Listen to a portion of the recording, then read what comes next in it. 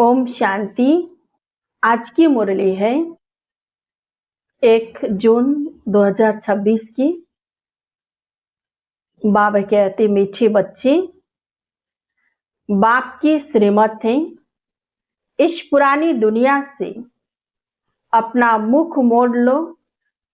जीवन मुक्ति के लिए तुम देवी मैनर धारण करो। प्रश्न है, कौन से मैनर्स बाप के सिवाय कोई भी सिखला नहीं सकता है? उत्तर है, पवित्र बनना और बनाना, यह है सबसे बड़ा देवी मैनर। तुम घर गृहस्थ में रहते पवित्र रहो, यह शिक्षा एक बाप ही देते हैं, दूसरा कोई दे नहीं सकता। तुम बच्चों का बेहद का सन्यास है, तुम इस पुरानी दुनिया को ही बुद्धि से भूलते हो। तुम जानते हो, पवित्रता की धारणा से बाकी सब मैनर्स स्वतः आ जाते हैं। आज का गीत है, आज अंधेरे में है हम इंसान। ओम शांति। बच्चों ने गीत की एक लाइन सुनी, एक तरफ है सारी दुनिया भक्ति मार्ग वाले और दूसरे तरफ हो तुम बच्चे ज्ञान मार्ग वाले। वह भक्ति की सीढ़ी चढ़ते रहते हैं और तुम बच्चे फिर ज्ञान की सीढ़ी चढ़ते हो। भक्ति की सीढ़ी उतरते हो। बच्चे जानते हैं आधा कल्प से भक्ति की सीढ़ी चढ़नी होती है। भक्ति भी पहले अव्यभिचारी होती है, पीछे वह व्यभिचारी बनती है। बिल्कुल ही अंधश्रद्धा में आ जाते हैं, कुछ भी नहीं समझते, गाते भी हैं हम अंधेरे में हैं। सतगुरु बिगर घोर अंधियारा, गुरु तो यहाँ बहुत है, अब सच्चा गुरु कौन है? साधु संत महात्मा भगत आदि सब साधना करते हैं अथवा याद करते हैं, शास्त्र वेद उपनिषद आदि पढ़ते हैं, फिर भी कहते हैं भगवान जब आए तभी आकर हमारी सदगति करें। सदगति दाता को ही पतित पावन कहा जाता है। अभी तुम बच्चे घोर अंधियारे में नहीं हो, तुम ज्ञान की रोशनी में आए हो। पतित पावन बाप को जानते हो और उनको याद करते हो। जितना जो बच्चा याद करता है और ज्ञान की धारणा करता है, उतना उसका अज्ञान अंधियारा विनाश हो जाता है। अब रोशनी में ले जाने वाला एक ही बाप है। ज्ञान अंजन सतगुरु दिया, कोई सुरमा नहीं है, यह ज्ञान की बात है। ज्ञान के साथ योग भी रहता है।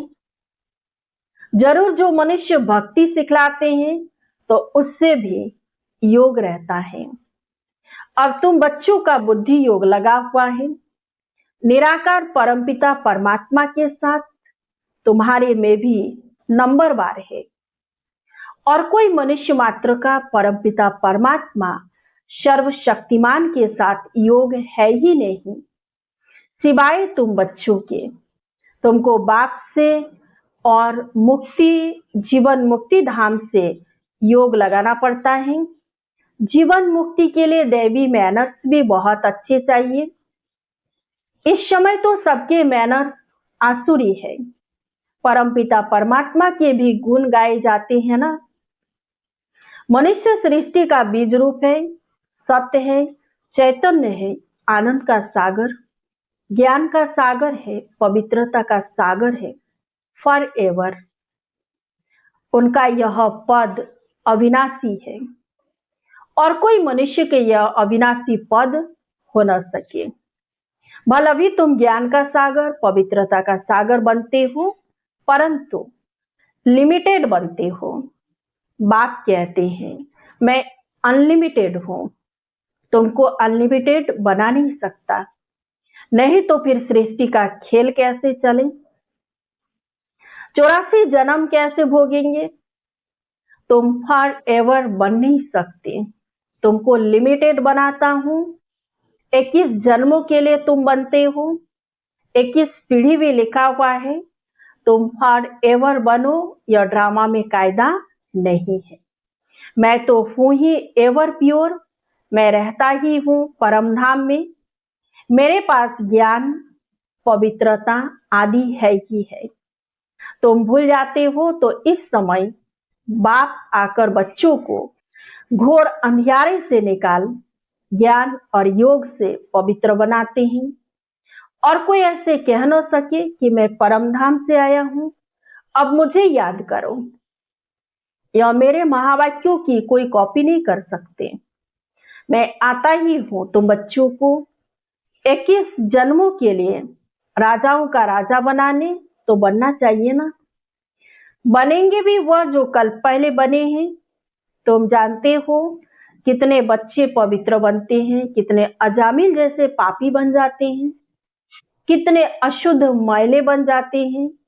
बाप को आकर मैले कपड़े साफ करना पड़ता है।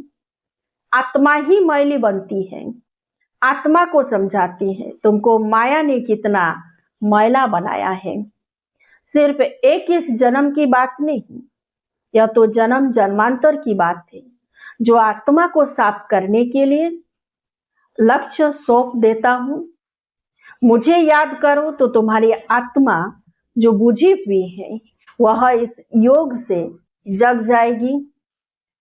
जितना जितना मुझ बाप को याद करेंगे, स्मृति दिलाते हैं, तुमको हमने स्वर्ग में भेजा था, फिर माया ने मैला बना दिया है। अब फिर मैं तुमको स्वर्ग का मालिक बनाने आया हूं। मैं इस ब्रह्मा तन से शिक्षा दे रहा हूं।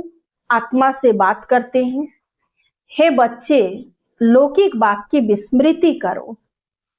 देह सहित देह के सब संबंधी भूलकर मुझ अपने बाप को याद करो, तो तुम्हारी आत्मा साफ होती जाएगी। फिर तुमको शरीर भी भविष्य में नया मिलेगा। फिर तत्व आदि सब नए सत्व प्रधान हो जाते हैं। बाप कहते हैं अब इस पुरानी दुनिया को भूलते जाओ, मुझे याद करो तो तुम मेरे पास आकर फिर स्वर्ग में जाएंगे। यह पुरानी दुनिया है, इसमें कोई चीज बनाते हैं तो उस पर नया नाम रख देते हैं। जैसे नई दिल्ली पुरानी दिल्ली कहते हैं, परंतु दुनिया तो पुरानी है ना। अब तुम बच्चों का इस पुरानी दुनिया से बुद्धि योग बिल्कुल हट जाना चाहिए। हम आत्माओं का स्वीट होम व निर्वाण धाम है, वहां जाना है। अपने को आत्मा निश्चय करना पड़े। बाप कहते हैं मुझे याद करो तो अंतमति सोगति हो जाएगी। मनुष्य जो अनेकों को याद करते हैं, यह नहीं समझते पुनर्जन्म में सबको आना है। यह रस्म रिवाज सृष्टि के आदि से चली आती है। सतयुग आदि में देवी देवताएं हैं, जरूर पुनर्जन्म वहां से ही शुरू हुआ होगा। पहले पहले है श्री कृष्ण फर्स्ट पवित्र मनुष्य, उनकी महिमा जागती है। लक्ष्मी नारायण की इतनी नहीं है, क्योंकि बच्चे पवित्र सतो प्रधान होते हैं तो महिमा बच्चों की गाई जाती है। श्री कृष्ण की बहुत महिमा है, परंतु यह नहीं जानते कि कृष्णपुरी है कहाँ। वैकुंठ कहते भी हैं। सतयुग को फिर पता नहीं श्री कृष्ण को द्वापर में क्यों कह दिया है। वही चीज दूसरे कोई नाम रूप देश में आ न सके, वही नाम रूप दूसरे जन्म में हो नहीं सकता। श्री कृष्ण तो सतयुग में था, तुम जानते हो। यह जगत अम्बा जगत पिता जाकर लक्ष्मी नारायण बनते हैं। सतयुग को कृष्णपुरी कहा जाता है, अब है कंसपुरी। यह सब आसुरी नाम है। वहां थे देवी संप्रदाय, यहाँ है आसुरी संप्रदाय। बाप वैद बच्चों को संगम पर समझाते हैं।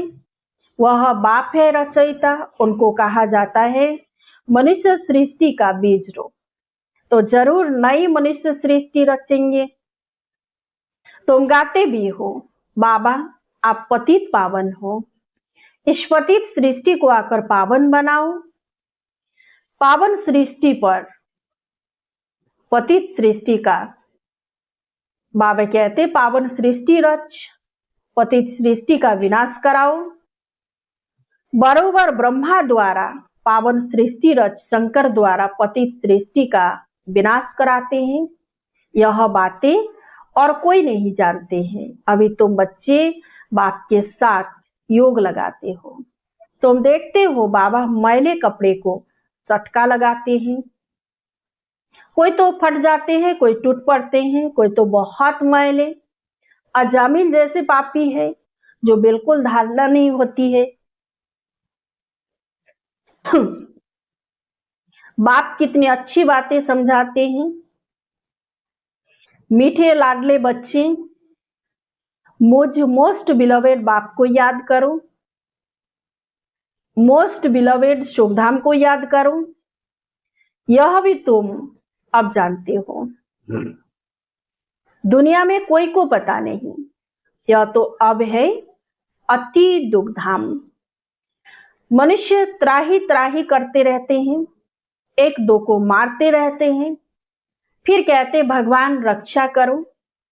यह जरूर मुख से निकलेगा, बाप तो लिबरेटर है। तुम जानते हो बाप आए हैं हम बच्चों को इन पर्टिकुलर और सबको इन जनरल सुख धाम में ले चलने के लिए। तुम बच्चों में भी नंबरवार है जिनको यह नशा है। यह पढ़ाई कोई कम नहीं, पढ़ाते भी देखो किसको है। अजामिल जैसी पापी आत्माओं को पढ़ाकर स्वर्ग का मालिक बना देते हैं। तमो प्रधान तो सब है, उनको शतो प्रधान दुनिया में ले जाना पड़ता है।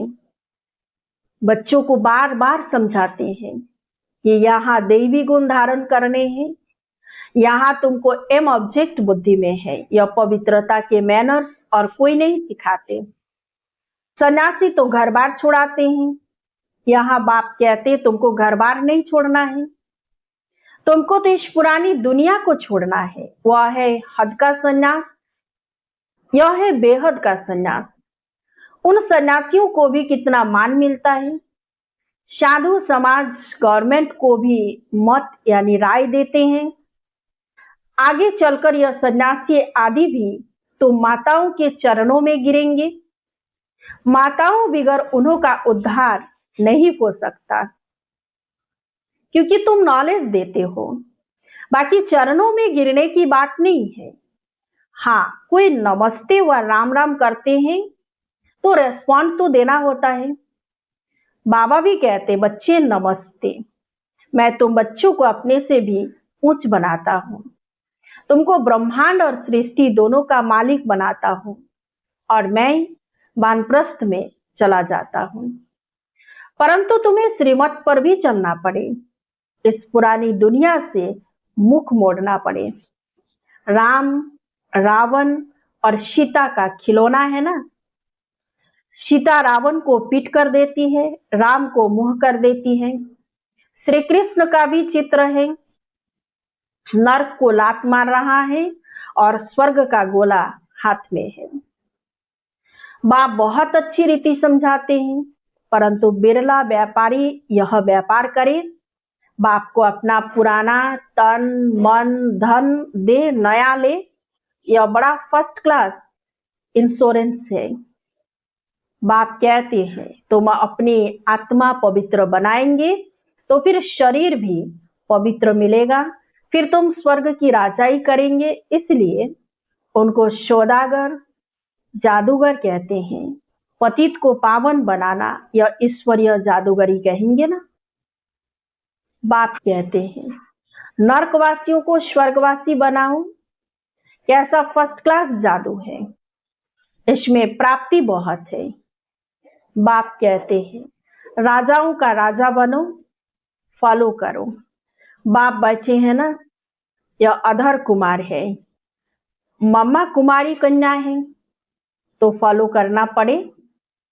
वर्षा बाप से मिलना है, तुम कहेंगे हम भाई बहन बाप से वर्षा लेते हैं। वैसे तो लौकिक रीति बहन को वर्षा नहीं मिलता है, भाई को वर्षा मिलता है। यहाँ तो तुम सबको मिलना है, क्योंकि तुम सब आत्माएं हो ना। बाप कहते तुम सबको मेरे पास आना है। फिर तो यह भाई बहन का नाता भी टूट जाएगा। वहां है बाप और बच्चों का नाता। निर्वाण धाम में इसीलिए कहते हैं वी आर ऑल ब्रदर्स। अगर ईश्वर को सर्वव्यापी कहे तो फिर फादरहुड हो जाता है। इस सर्वव्यापी के ज्ञान ने कितना नुकसान किया है। अब तुम बच्चों पास बाप की याद है। बाप को याद करने में ही मेहनत जाती है। ऐसे भी नहीं कि तुमको कोई निष्ठा में बिठाए। तुमको तो लक्ष्य मिला हुआ है। यहाँ तो तुम मुरली सिर्फ बैठ सुनते हो, सुनाते हो। योग तो तुम्हारा सदैव रहता है। मुरली सुना फिर चलते फिरते याद में रहना है। हम यात्रा पर जा रहे हैं, जितना हो सके याद में रहना है। 8 घंटा सर्विस करो, वह भी छूट है, बाकी टाइम देना है। मूल बात है ही पवित्रता की। तुम जानते हो यह है कांटों का फॉरेस्ट। एक दो को कांटा लगाते रहते हैं। अब बाप कहते हैं श्रीमत पर चलो। शिव बाबा भी बात करते हैं, ब्रह्मा भी बात करते हैं, परंतु तुम जानते हो शिव बाबा हमको पढ़ाते हैं। तुम स्टूडेंट्स हो। तुम कहते हो वह हमारा बाप भी है, टीचर और सतगुरु भी है। गारंटी करते हैं तुमको वापिस ले जाऊंगा। ऐसे कोई गारंटी कर न सके। यह बाप ही कहते हैं, गॉडफादर ही सुख देने वाला धर्म स्थापन करते हैं। उस बाप को कोई जानते नहीं है। अगर बाप को जाने तो बाप की प्रॉपर्टी को भी जान जाए। अच्छा, मीठे मीठे सिकिलधे बच्चों प्रति माता पिता बाप दादा का याद प्यार और गुड मॉर्निंग। रूहानी बाप की रूहानी बच्चों को नमस्ते। हम रूहानी बच्चों की रूहानी बाप दादा को याद प्यार और गुड मॉर्निंग। नमस्ते नमस्ते नमस्ते। धारणा के लिए मुख्य सार। 1 नंबर है एम ऑब्जेक्ट को सदा सामने रख दैवी गुण धारण करने हैं। सतोप्रधान दुनिया में चलने के लिए पवित्रता के मैनर्स अपनाने हैं। बुद्धि से बेहद का संन्यास करना है। 2 नंबर मोस्ट बिलवेड बाप को और अपने सुख धाम को याद करना है। इस दुख धाम से बुद्धि का योग निकाल देना है। आज का वरदान सर्व के गुण देखने व संतुष्ट करने की उत्कंठा द्वारा सदा एक रस उत्साह में रहने वाले गुण मूर्त भव। सदा एक रस उमंग उत्साह में रहने के लिए जो भी संबंध में आते हैं उन्हें संतुष्ट करने की उत्कंठा हो। जिसको भी देखो उससे हर समय गुण उठाते रहो।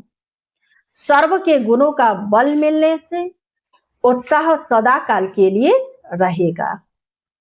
उत्साह कम तब होता है जब औरों के भिन्न भिन्न स्वरूप भिन्न भिन्न बातें देखते सुनते हो। लेकिन गुण देखने की उत्कंठा हो तो एक रस उत्साह रहेगा और सर्व के गुण देखने से स्वयं भी गुण मूर्त बन जाएंगे। आज का स्लोगन बेहद के वैराग्य वृत्ति का फाउंडेशन मजबूत हो तो सेकंड में अशरीरी बनना सहज है। बेहद के वैराग्य वृत्ति का फाउंडेशन मजबूत हो तो सेकंड में अशरीरी बनना सहज है। अव्यक्त इशारे सदा हर्षित रहने के लिए अपने नेचर को सरल बनाओ, सहनशील बनो। अपने चेहरे को सदैव हर्षित बनाना यह संगम युग की सबसे बड़ी गिफ्ट है।